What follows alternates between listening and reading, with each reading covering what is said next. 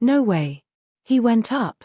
Zoe and the others stopped smiling as they watched Dustin get onto the arena, their faces frozen in shock. They never expected Dustin to actually go into the ring, thinking that he was merely bluffing.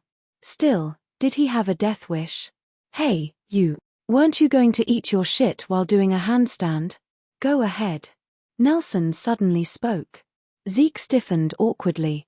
It had merely been an offhanded comment. He never imagined that Dustin would be so bold, so his words were coming back to bite him in the *s. Zoe suddenly thought of something. Hang on. Dustin isn't the Flame Dragon Gang's leader, is he? Besides the leader of the Flame Dragon Gang, who else would dare to challenge Terry? Impossible. There's no way a loser like him can be Flame Dragon Gang's leader. Gordon immediately protested. I guess you're going to keep being stubborn, eh? Well, let me show you. Nelson sneered before fishing out a badge and slapping it against Gordon's face. Just as Gordon was about to start cursing, he took a closer look at the badge and was startled into silence. The badge belonged to none other than the Flame Dragon Gang. Have you finally opened your eyes, you piece of shit? What more do you have to say? Nelson raised his chin defiantly, rendering Gordon and his friends speechless. The Flame Dragon emblem was more than enough evidence, and Dustin's bold actions only further solidified the fact.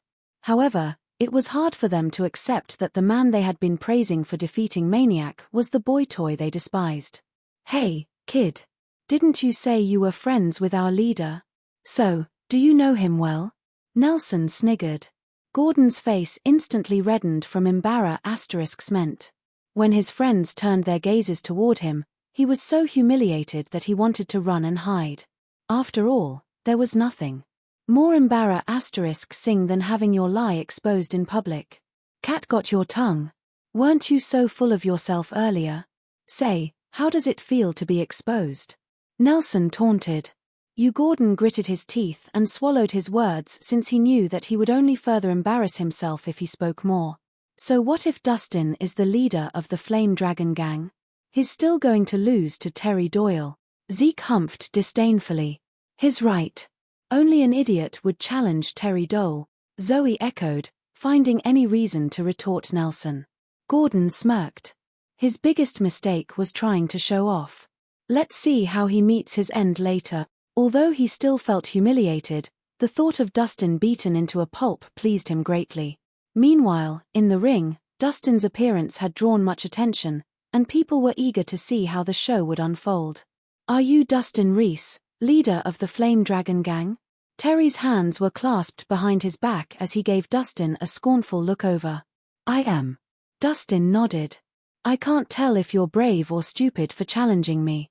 Terry shook his head with a smile. Don't tell me you're trying to use me to make a name for yourself. It wouldn't be the first time someone did something like that.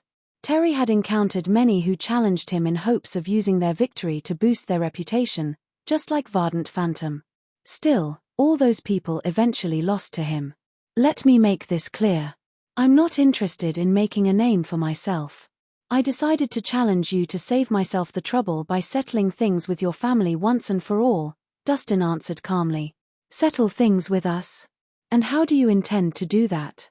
Terry had a small smile. Simple. If I defeat you today, you and your family have to stop meddling in my life, Dustin answered straightforwardly. Defeat me? Fut. Terry was surprised by Dustin's words and burst out laughing. The audience also laughed mockingly along with Terry.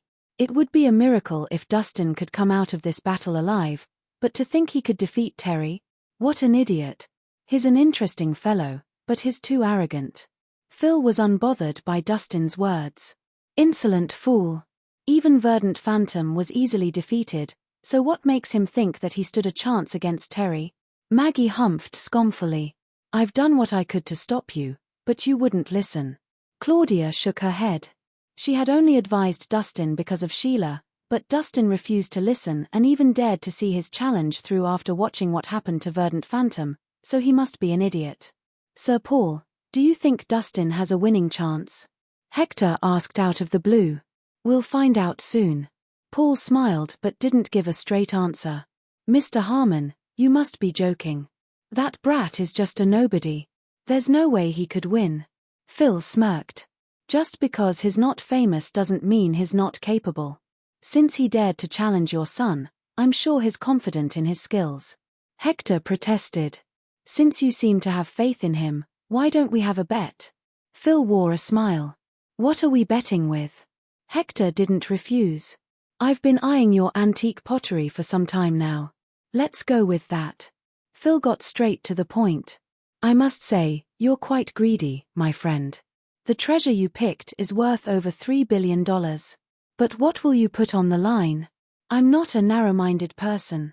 Even since our family's founding, we've kept an ancient manuscript called The Tempest of the 18 Swords. I'll bet that.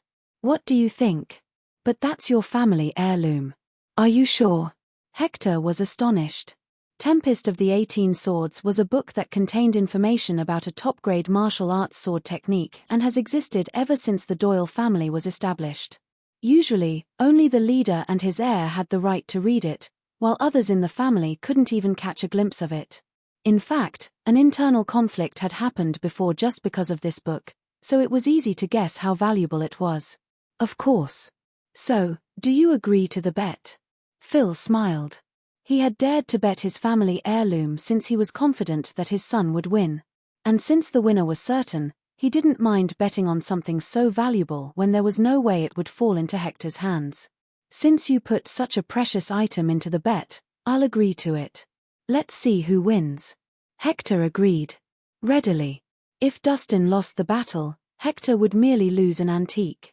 However, if Dustin did win, Hector would finally get his hands on a rare sword technique manuscript that could vastly strengthen the Shadow Guards, thus fueling his entire family's overall martial arts force. There was no way Hector was going to let this opportunity slip through his fingers.